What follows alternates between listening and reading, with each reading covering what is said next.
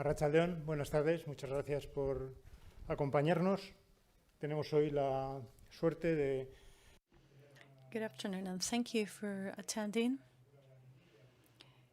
We have the pleasure of having this interesting talk with Lucía Agirre, Kelly Baum, and Randall Griffey, co-curators of Alice Neel's exhibition.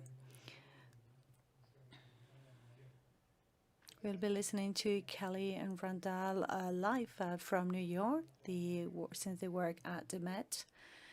So this is a collaboration with the Met in New York and the Fine Arts Museum in San Francisco. To us, this exhibit is something that we've been longing to do for a long time, especially Lucía, because Lucía, for many years, she's been wanting to hold an exhibit on Alice. This is not an easy exhibition to organize. So when we had the occasion to join efforts with the Met and the Fine Arts Museum of San Francisco, we could not let this occasion go.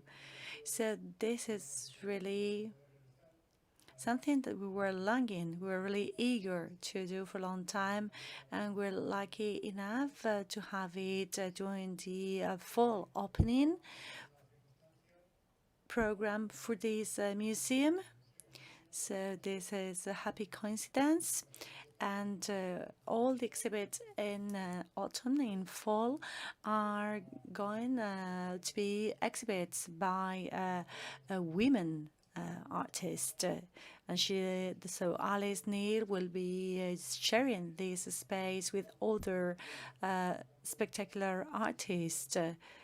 And Alice Neel, she had her own field of activity, but when the abstract expressionism was really succeeding in New York, as Kelly and Randall maybe lately will explain to us, she was doing her own thing, Alice Neel. So thank you, Kelly Baum and Randall Griffey, for letting us sort of getting a closer knowledge or an insight of the work of Alice. She's one of the best figures in the 20th century. She's the best, one of the best portraitists of the 20th century, and as a critic from New York said, he is the one that has been depicting maternity or motherhood in the best possible way. The critics have considered this to be one of the reference exhibits this year, and we will be lucky enough to hold this exhibit or to enjoy this exhibit since tomorrow here at the Guggenheim Museum in Bilbao. Thank you very much, Kelly Baum and Randall Griffey, for being with us this afternoon. So thank you very much, Juan Ignacio. It is an honor to me to share this opening with you here today and to hold this talk, and the fact that the audience will be able to enjoy one of the best artists in the 20th century, sort of forgotten by the critics for many years, and now in the 21st century in Europe only, we began really paying attention to these excellent artists. So we've organized this exhibit together with the Met from New York. Randall and Kelly launched this process, and here in Bilbao, I like to pay special attention to something that is not very well represented in the exhibit because we do not have works of that period.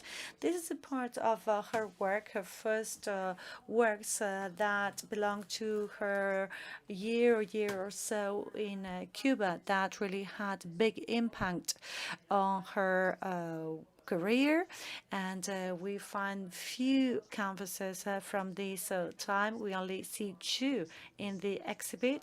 This is very important because this was really inspiring in her career. So I will share this with you, and then I will give the floor to Randall and Kelly. They will talk to you live from New York. Sometimes there is a bit of echo or decalage, so we will try to make this as easy as possible, and they will then dwell on all the rest of the works by Alice. And then at the very end, we will have some questions from the audience. So on Friday, we will open this exhibit to the public here in Bilbao. She was born in Pennsylvania. She was born 3 weeks after the beginning of the 20th century. And she always mentioned that on the interviews. The father was a railway worker. They were middle class. The mother was a housewife, and they had no special artistical interests. They had a certain relationship with music, but not with art. So she decides to devote herself to arts, and she had to work to pay the Philadelphia School of Design for Women, where only women attended. And at the time, she finishes her studies in 1924. Then she attended Chester Springs Summer School, and there is where she met Carlos Enrique, as you see on the picture. And Carlos Enrique, he was a very wealthy Cuban man, and his father was the doctor of President Machado, and family ran businesses related to sugar. And in 1924, when she finished the design school, she met Carlos, then they fell in love, they got married, then he goes back to Cuba, then goes back to pick Alice up. And then these sort of middle-class family, they travel to Cuba, and they visit Florida, Palm Springs.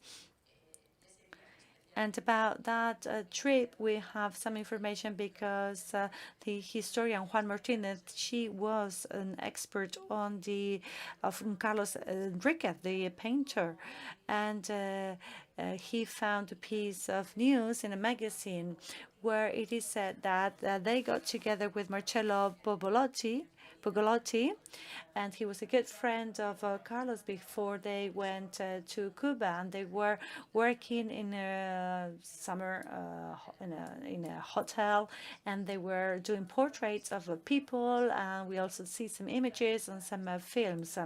And she goes to Cuba in 1926. It was a very special moment. Changes were happening in Cuba, and there was a cultural change taking place in Cuba at the time. And when she goes there, well, that image you see there, you have Alice Neel with Carlos Enrique and Marcello Pogolotti. That is a picture that was taken when they were on their way to Cuba from Florida. And there she met the extremely wealthy family of Carlos Enriquez. They were to pick them up on a Rolls Royce, and then she found that the family had many maids and servants, and she felt very uncomfortable. It was not like her natural habitat, and she was not used in Colvin, in her little hometown, used to that, or in Philadelphia. So she realized that she was more at ease downstairs, talking with the cooks and the maids in the kitchen, or talking to the people on the streets. So she didn't feel at all at ease in that very wealthy home, and she asked Carlos to leave. And I think maybe this is why she had such a social conscious, because she would see many people begging on the streets, mothers in a precarious situation. This really made Alice have this class consciousness, and she became very aware of this, and it showed. Then it showed on her career and on her works. And then we had all these little races mingling, and it was really a booming cultural moment in Cuba. Cubanism starts having an entity of its own, and they want to have their own art. They no longer want to pay attention to what was being brought from Europe or the States. And then she met at the time Alejo Carpentier in 1925. He was appointed the editor-in-chief of Carteles, one of the most important magazines. At the time, he was only 19 at the time. And then she also met other people like Diego Rivera that had an exhibit in Cuba at the time. Then she got to know about politics, and then she understood communism and socialism, and also she began to get to know the social and political circles in Cuba. Then she got pregnant for the first time. She considered motherhood when she realized she was pregnant. This was quite of a, I wouldn't say a shock, but rather a dilemma to her, because motherhood for her was like the end of her freedom, and that eventually she might have to stop painting. That's what she thought at the time. And she didn't want that baby to be born in this very wealthy home, which was very good for a baby, because they will cater for all their needs. But she didn't like that ambience, that atmosphere in the house or the society that meant. So this is when they asked, when she asked Carlos Enriquez to move somewhere else to a more humble neighborhood. And then when the baby girl was going to be born, the father-in-law would give them money so they would move to La Víbora neighborhood. Then she became to be known. She had an individual exhibition. We don't know where. Maybe it was in a small bookshop, where she had an exhibition with 16 paintings. But she said that in an interview, but didn't say the place. And then she participated in the 1927 in the big exhibition, El Salon, and then in the modern art exhibition some years later. This was a big change for the Cuban art. And there she presented her work. And this was very much related to all the different genres that we could see on that exhibit. This is the document that I found, this small pamphlet where this Salón de Bellas Artes is mentioned, and also there we see a list of the works that she presented there. We also see there Pogolotti, Carlos Enrique. There are more than 150 works that were on display on this exhibition or salon, as it was called in Cuba. But they no longer had the government support financially. This was very important for them to keep going, and especially there is a text here that talks about this money they were missing in order to keep on holding these exhibitions. And here she shows 8 works. We only have in this exhibit the portrait of Carlos Enrique at the beginning of the exhibit. And then I've been doing my research on magazines and newspapers, and then I could identify some other works that were there, but we do no longer know where they were, like Juanita. This was published on La Marina newspaper, an important newspaper in Cuba at the time. And there, what they say is that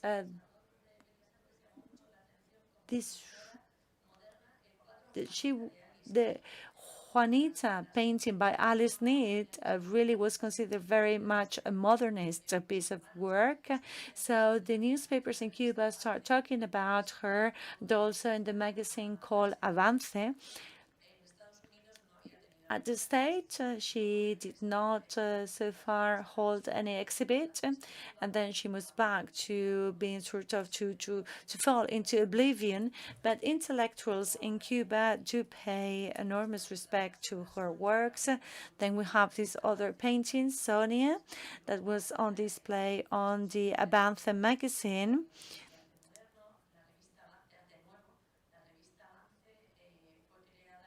This magazine was created in 1927. It was very successful. The members were the group called Minoristas. They also made a manifesto in this magazine. And this is the image of Sonia that was also on the exhibition of the Bellas Artes Salon. And this is the first, which is a very curious exhibition, because they were already in December of the previous year talking about this modern art exhibition, because it was very much awaited by the intellectuals in Cuba, because it meant a change to what they had been able to see so far. So from the beginning of December, they were already talking about it, even though it took place in April. Then Carlos Enriquez, this is the critique made by Alejo Carpentier. That is really interesting. And especially I will underline here how Carlos Enriquez, well, he talks about nudes, because these nudes of Carlos Enriquez really well got the public attention. So he says how they are very courageous. This is something that the bourgeois would censure, but at the end he says in his critics, it's always delightful to read them. And as I was saying, he finishes by saying that even though he was from a wealthy family, he had to work in order to pay the paintings. So in order to conclude this critic, he said, where I could learn what still is missing in order to become a master.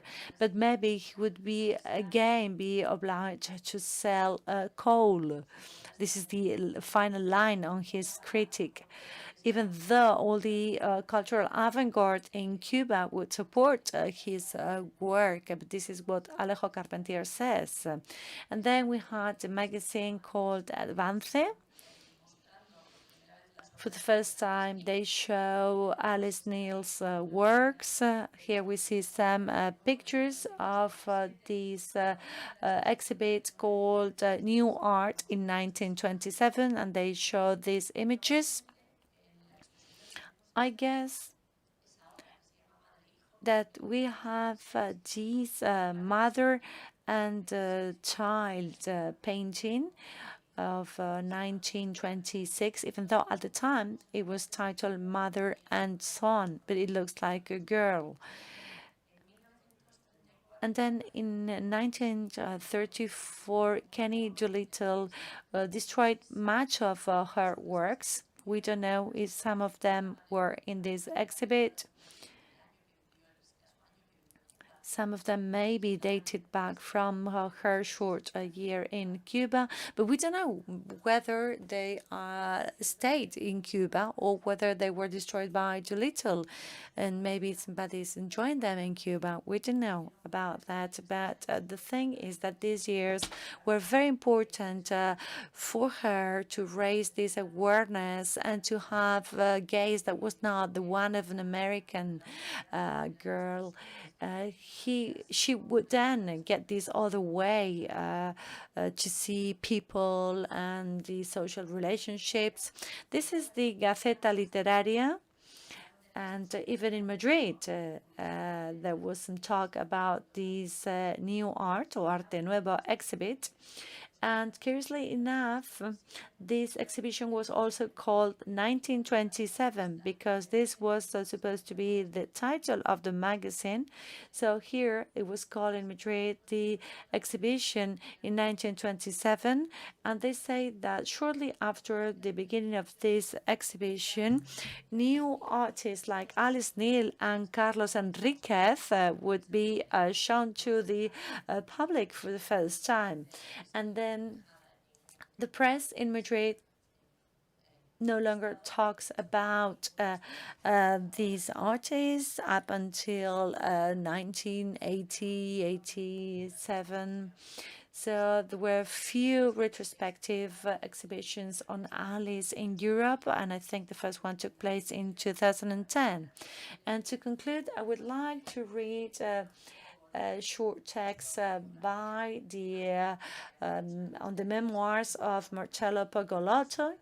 He mentions that these years they shared in Cuba, and in these paragraphs he talks about how they were living in Cuba.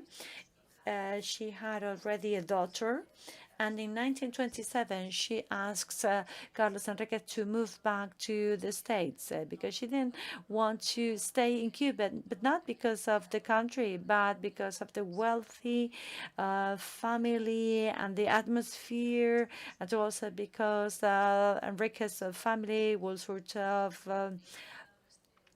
get too much involved in their relationship and their family issues. So Marcello Pagolotti describes in a perfect way Alice Neel in this book, and I am going to read a short paragraph to you. And here he talks about she likes talking to people on the street and how she behaves. And after this short reading, I will give the floor to Kelly and Randall. So after they got married, Carlos Enriquez moved to a small house in Bívora. And after that, of course, goes without saying, that was a frequent visitor.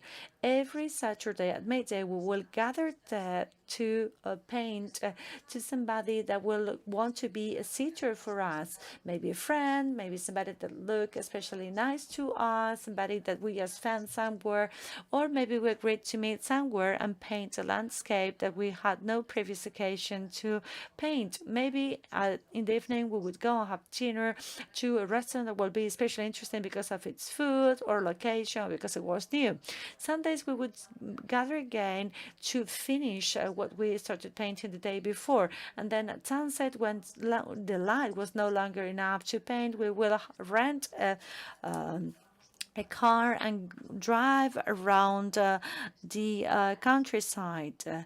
And Alice had this tendency to neutral, juicy colors with good hue quality colors, but this didn't match the interpretation of Cuba. Her artistic sensitivity was exceptional, and her comments were very interesting, but still, she was very Anglo-Saxon naive, and we had no mercy on her. We would tease her and say macaroni grow on trees, and would describe this orchard around Naples with this beautiful food growing that were nicer than the magnolia-lined avenues in the southern United States.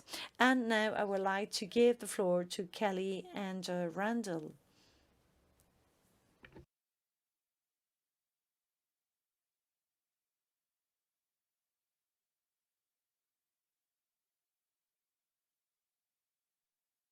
Hola. Seems that we are present now. Yes. Yeah.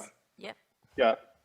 Thank you so much, Lucía. That was such a great introduction with new material to me, at least, on that important formative early period of Neel's life and career. But firstly, on behalf of Kelly and me, I just want to extend our great thanks to Guggenheim Bilbao for partnering with us on this important project. We were very sad to see the show close in New York for lots of reasons, but very happy that it has another life in Bilbao. and it's been a great partnership, and we've learned a lot along the way. Kelly, I'm sure you have something to add there. I feel absolutely the same way. We were incredibly happy when Lucía and the Guggenheim Bilbao expressed an interest in hosting this exhibition. And as Randy said, we've already learned so much from Lucía just from this wonderful introduction to the show, and we're excited to share it with the community in and around Bilbao. It is a full retrospective of Neel's life and career, among the largest, if not the largest, ever mounted, devoted to her career, which spanned basically the entire 20th century. As Lucía points out, beginning really 1920s and all the way to her death in 1984. But Kelly, you and I have a particular spin about New York, or about Neel. We have a kind of lens that we like to apply to Neel to help understand her better. Mm-hmm. That's true. So this is, as Randy said, a full-scale retrospective, but it has a very distinct point of view, a very distinct perspective, and it's one that we took from Neel's work itself. Throughout the exhibition, we want to emphasize first the artist's humanism, and it was a deeply political humanism that was inspired by her lifelong contact with communism. Relatedly, we also want to emphasize her politics. Neel was a political creature, we like to say, and her work in every media and every genre reflects her deeply held political beliefs around social and economic justice. And we also wanted to make the case for Neel as a modernist, in a way, someone who was not your ordinary portrait painter, somebody who was making radical experimental pictures of people. And on that note, we have some slides also to share, and they help to unpack in different ways these two large topics. Her politics, sometimes explicit, but often implicit, and we make the case that her work was political even when it wasn't obviously political. And another section of slides has to do with Neel's various connections and representations of queer culture in New York throughout the 20th century. And these two topics relate generally to our essays for the catalog. Kelly has this wonderful deep dive into Neel's politics in her essay, whereas my essay for the catalog really focuses more on her queer subjects, which were also politicized. So there is overlap here. So with no further preamble,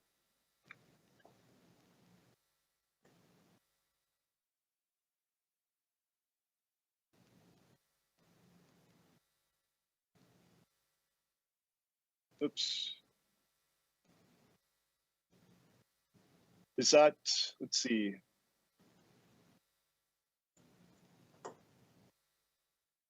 I just need confirmation that the screen is showing. The screen is sharing, Randy. Okay. I think you just need to put the PowerPoint in to slideshow.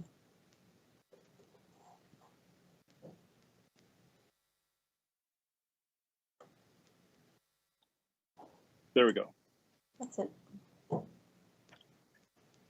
Randy, should we talk a bit about the title?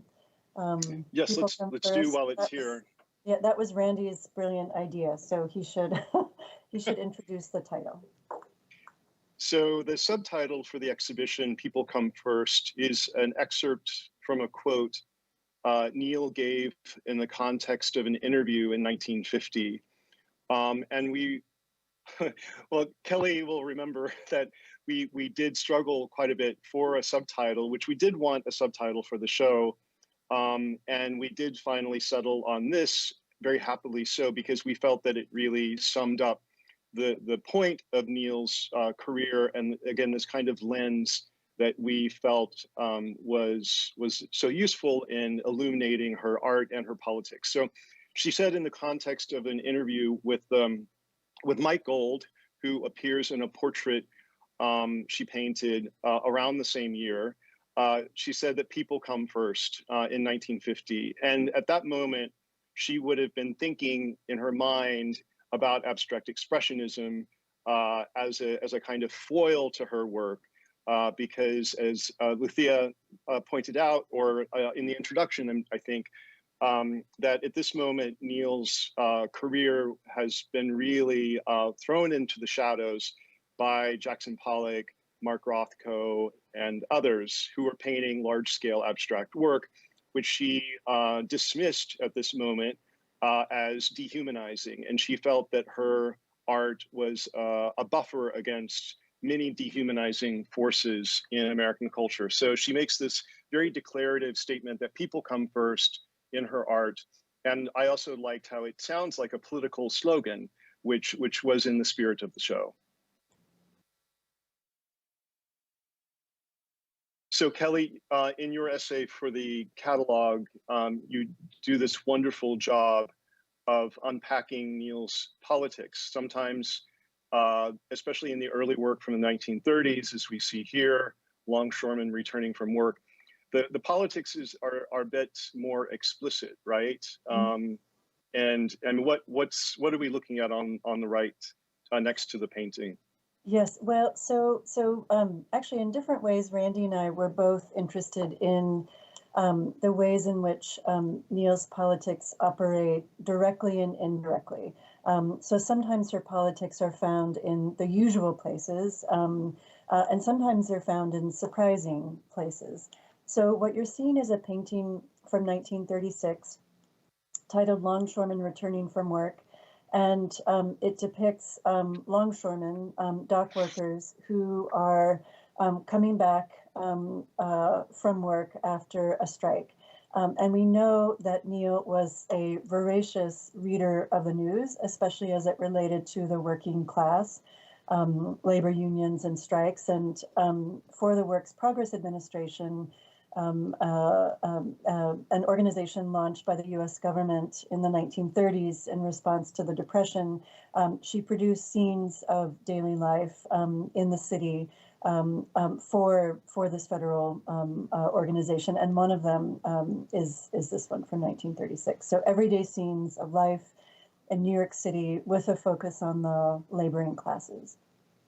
And taken almost directly from headlines in communist journals along the lines of the Daily Worker, which you see on the right. Yeah. And speaking of Mike Gold, Mike Gold was the interviewer of Neel in that 1950 interview where she says people come first. And he was a friend, a colleague, and was a co-editor, a major figure in the publication of the Masses magazine, Masses and Mainstream. So they were politically aligned in many, many different ways. And so this is a case of a portrait by Neel of a very political figure with whom she was close. And it's worth saying that both Gold and Neel were investigated by the FBI, the Federal Bureau of Investigation, for their communist sympathies. And by 1952, Mike Gold was, if not defeated, he was definitely haggard and demoralized, I think, by the constant pressure he was receiving from the government. And the audience in Spain might remember that this was a moment of hysteria around communism in the United States. And it becomes a kind of commemoration of a generation that she recognizes is moving gradually into history under immense pressure. Definitely, yeah. Another portrait of a political figure that Neel admired. This is Mercedes Arroyo from her now acclaimed period working and living in Spanish Harlem, which for our audience tonight, it's in the far Upper East Side of Manhattan. So Kelly, who are we looking at in this spectacular portrait? Well, who was Mercedes?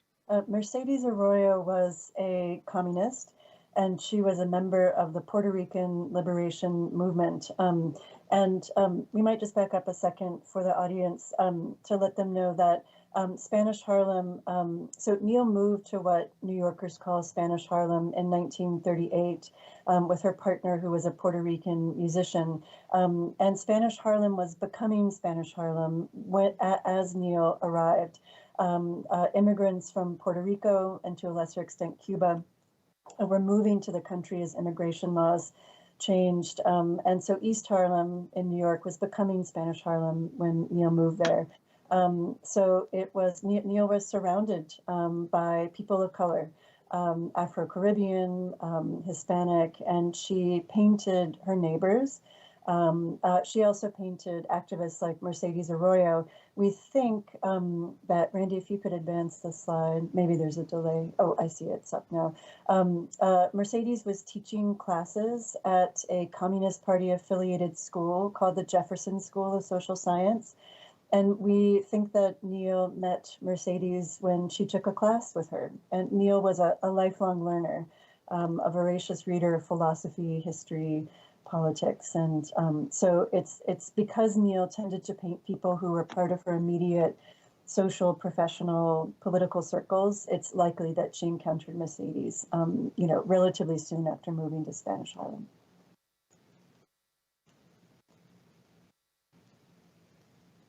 So I'm having a bit of a lag on the PowerPoint. And also I do remember that we I think are leaving 10 minutes or so at the end for questions. So we will also do that. So James Farmer so also sort of falls into this category of figures that Neel admired with similar politics. And James Farmer's legacy is great. He falls to some extent in the shadow of Martin Luther King, whom audience today may know by name more easily than James Farmer, but Farmer was a key figure in his own right. Kelly, yes? Mm-hmm. He was a leader of the American civil rights movement, really from the 40s and 50s onward. He organized bus boycotts, voter registration drives, and the year that Neel painted him in 1964, he was arrested for protesting against racial segregation and violence at the New York World's Fair. He was somebody that Neel admired very much. And then more activists, a younger generation of activists that Neel engaged with in the 1970s. On the left, you see Benny Andrews, an artist and a civil rights activist, with his wife, a photographer, Mary Ellen. And on the right, the stunning, spectacular painting, one of my favorites in the show, of Irene Peslikas. She's called Marxist Girl. She was a good Marxist, but she was also a feminist and part of a group of women's libbers, as Neel would call them, that Neel collaborated with on matters political and artistic throughout the 1970s. And by this point, Neel has moved across Central Park to the Upper West Side, and her work gets bigger, partly because, especially because she has much more room in her last apartment in New York. And these two are quite large works. And by this moment, her star had arisen too. So she's a kind of supernova in the art world. She's showing regularly at museums and galleries. She's lecturing across the country. Her work is being written about. She appears on television. So she's enjoying a degree of critical acclaim in the 1970s that she had never experienced before. But in other instances, her politics are a bit more oblique or less obvious, where she is political in the sense that she's democratizing what we think of as a portrait, right, Kelly? Of course, she didn't like that word applied to her work, right? She not at all. Yes, well, she thought of portraits as paintings of wealthy people, stuffy, wooden, idealized, that hung in corporate boardrooms and Ivy League universities. She always said she was making paintings of people. And she did allow into the category of portraiture, no matter how much she hated that term. She represented people who would not normally, because of their race or ethnicity, be depicted, be memorialized. And here you see Neel's sister-in-law, essentially, Margarita, with her three children. And this haunting portrait of Margarita's husband, right, called T.B. Harlem. This is Carlos Negron. TB is a reference to tuberculosis, the disease tuberculosis, and she paints him here convalescing after a brutal surgery to treat tuberculosis, which entailed removing a rib or two to deflate the infected lung. And then this spectacular work, Kelly, also this has to be also one of our favorites, right? This is amazing. This is Black Draftee, James Hunter from 1965. It's a picture of an African-American man, not a friend actually, but probably somebody Neel met on the street or through a mutual acquaintance. Neel begins the picture in 1965, but is unable to finish it because Hunter is called away to war. She knew he had already been drafted into the Vietnam War when she began the painting, but because he was sent off to Asia, she lost track of him. Neel always painted in her home. She never had a distinct studio. Every painting was made in her home, and most of the paintings are made from life. And so I think without her sitter, Neel felt like she could not finish this picture of James Hunter. She lives with the painting for many years, but decides in 1974 that it's finished. Even though it's incomplete, she considered the painting finished. And so the way you see it now is actually exactly as Neel intended it, at least by 1974. And the unfinishedness is such a beautiful visual metaphor of what's happened to him, right? That he's seemingly fading, just fading into thin air, disappearing. Lucía referred in her introductory remarks around the Cuban period to a terrible experience Neel endured in December of 1934, where a lover by the name of Kenneth Doolittle, whom you see here, destroyed a bunch of her work. And this is a drawing of Doolittle nude. You can see him asleep on his back with a fairly blasphemous detail of a crucifix over his nude body. Yeah, we were very interested in this period in Neel's work. In the 1930s, she was making sometimes implicit, sometimes explicit erotic drawings and pastels. And it was in the 1930s revolutionary for a woman to assert her sexual agency in this way. The next slide is of Neel and another lover, Jose. And here you see Neel and Jose together. It's a very early self-portrait. And these are for remarkable. It's incredible. These works are really beautiful, very poignant, and we consider these as political. They're very personal, very autobiographical, but they're no less political than her images of communists. Neel also devotes quite a few paintings in the 1930s and beyond to what, well, she devotes a great deal of work to suffering in general. That was true, that is true of T.B. Harlem, physical, psychological affliction, mortality, death. These are subjects that Neel embraced. She thought it was important to bear witness to those experiences, but she also focused with particular intensity on female experience, not just motherhood or childbirth, but examples of female suffering. Futility of Effort is a very early, very haunting painting from 1930. It was inspired by the death of her daughter, Santiana, from diphtheria, but it was also, it also memorializes the death of a child that she read about in the newspaper, a young girl who choked on the bars of her crib while her mother was ironing in the kitchen. Neel suffered herself throughout her life. The period of 1930 to 31 was extraordinarily difficult. She lost a daughter. She really lost two daughters. She was extremely poor, and she also suffered a series of nervous breakdowns. This is a drawing which is unflinching in its honesty. It represents women that she encountered in the suicide ward outside of Philadelphia in 1930. Motherhood, of course, is one of Neel's signature subjects, but she called being a mother herself the awful dichotomy, because, again, as Lucía mentioned in her remarks, it was a great conflict for Neel, who wanted to be an artist as much as she wanted to be, or maybe even more than she wanted to be a mother. This is Hartley on the Rocking Horse. Hartley was the last of 4 children that Neel would give birth to over the course of her life, the second of 2 sons. And this also dramatizes the fact that Kelly mentioned that she's always painting at home as she's mothering. So these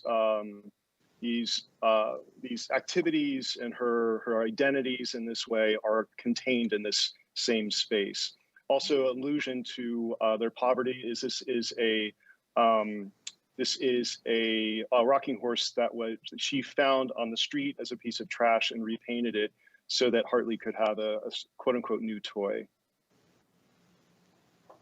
And Kelly, she paints motherhood at all stages, right? Yes. Before, during, and after. This is a particularly great one. This is a wonderful one. Neel was one of the 20th century's greatest painters of motherhood, prepartum, postpartum. It's also the first in a series of pregnant nudes that she began in 1964. She painted mothers while they were nursing. She painted one woman giving birth. It's a very abstract evocation of childbirth, but she also painted pregnant women nude. And there are almost no precedents for this subject of the pregnant nude. Neel only made 8 paintings, and this is an especially evocative one because it nods to the genre of the odalisque, and rather than an idealized, slim idealized woman, Neel has painted a resolutely everyday, ordinary, pregnant woman nude. It also helps to make the point that we make throughout the show that she was just a great damned painter. She liked painting these bodies partly because she called them plastic, but it was also an opportunity to showcase her great painterly facility. And just an image of her daughter-in-law, Nancy, nursing 2 twins. And as you've pointed out, Kelly, multiple times, she really emphasizes the labor of motherhood, right? It's uncompensated work in many ways. Yeah. Shifting gears gradually here, although this image actually highlights, this is an image of a painting that's not in the exhibition, but it's probably Neel's best known work because it was reproduced on the cover of Time magazine here in the States in 31st August 1970, as you can see. It's of a portrait of a prominent feminist critic, author, and artist, Kate Millett, whom she did not meet, actually. So this happens to be Neel's probably best known or most widely seen work for the distribution of the magazine, but it's actually not in the show for a range of reasons. Actually, neither Millett nor Neel thought of this as a great success, despite its visibility.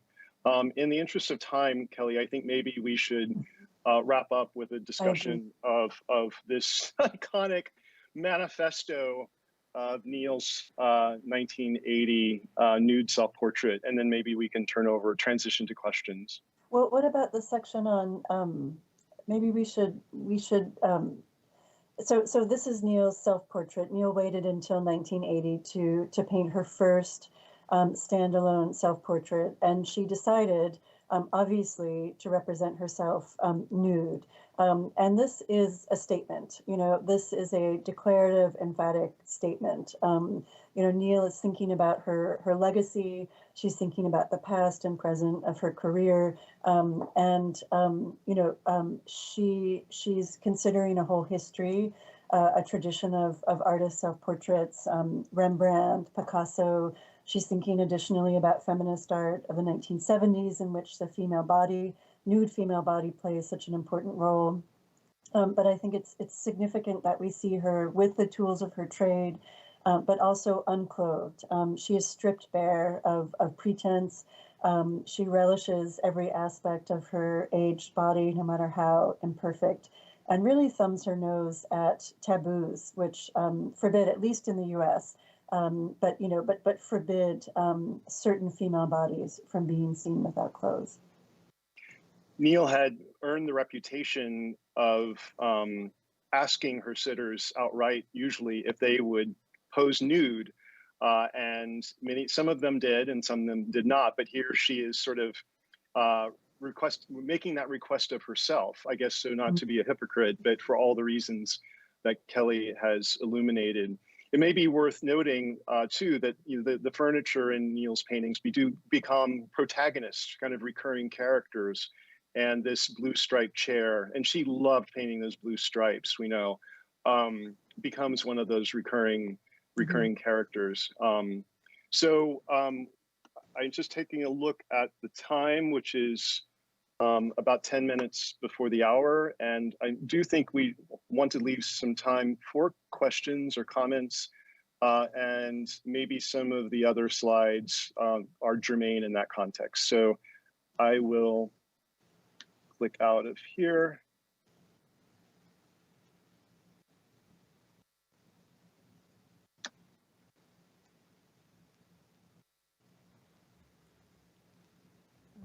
Si hay alguna pregunta. And we're back. Mm-hmm. So again, Kelly and I would love to hear some of your thoughts, address questions you might have. And again, just thank you for your interest this evening in the program, and hope you can all enjoy the exhibition. We've been making good use of technology in spreading the word around the exhibition, because of course the exhibition was at the Met in the very early stages of not the early stages of reopening, but when it was very restricted, and it really became a show for New Yorkers, because really New York museums were local museums for a very long time. And so our exhibition about Alice Neel really became an exhibition for primarily a New York audience without international visitors. Yo os voy a hacer una pregunta, tengo la respuesta, pero creo que es muy interesante para... I have a question for you, even though I have the answer, but maybe this is interesting for the audience. At the Met, during the exhibition, some of the people represented here or their family for the first time saw in a long time these pieces of work, and then you unveiled many of the stories behind these works.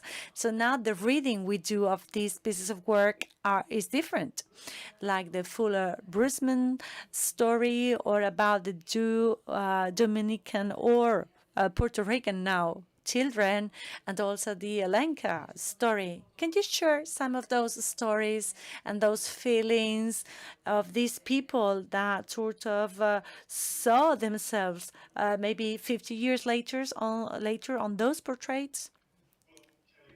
We have to share Carmen, right? We have to share a little bit of our time with Carmen Encarnacion, right? That was, I think the audience can see Kelly and me smiling and shaking our heads, because this was a really gratifying exhibition for many reasons, but especially for this reason, is to meet some of the sitters who are still living, to unite or reunite them with their youthful likenesses in Neel's portraiture, but also to learn, Kelly, we learned so much, right? We did, yes. And so we learned about the sitters from the sitters. We learned about Neel from the sitters. The sitters, especially Carmen Encarnacion, who is pictured with her sister in a painting called Two Girls, Spanish Harlem. She corrected us and challenged us on the label. And she also pointed out, it was Carmen who pointed out that the two boys seen in the painting that was known as Dominican Boys on 108th Street, she pointed out that those two boys were actually Puerto Rican, and they had names. We knew they had names, but we didn't know what they were. So Carmen helped correct a factual error in the record and also introduced us to a new family in a way. We also,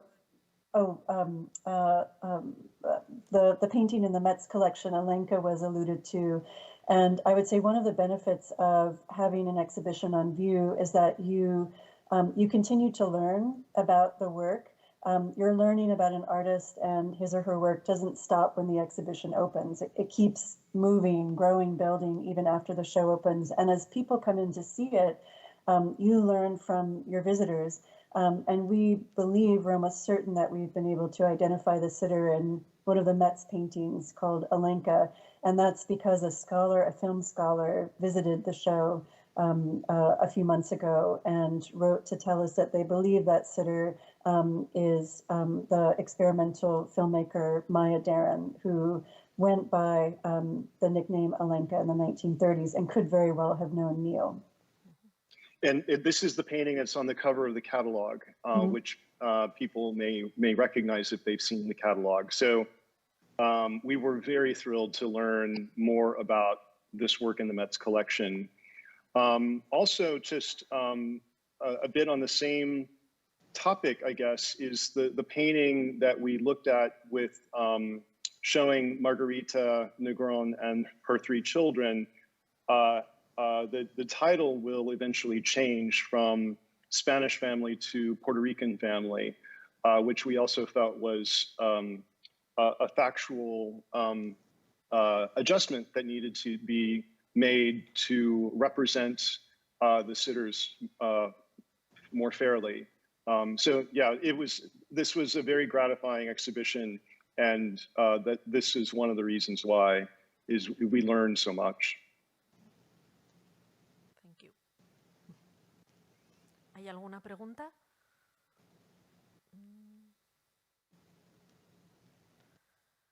Pues bueno, terminamos. She's looking at the audience to see whether they've got questions. It is not the case. So thank you, Kelly. Thank you, Randall. We call this meeting. It's been a pleasure not only to listen to you now, but to work with you during this exhibit and to bring Neel in this very holistic and this deep, profound and complete way.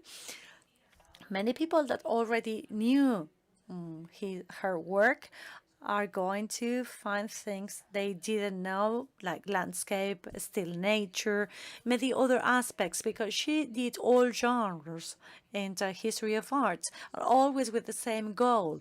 So now the public here in Bilbao are going to enjoy all these different facets of Alice Neel. She's an extraordinary artist. The deeper you go, you dive in her work, the more you get into her. She's full of soul, and her works are full of soul. So I hope the audience here would enjoy very much this exhibition that will be here on display until February.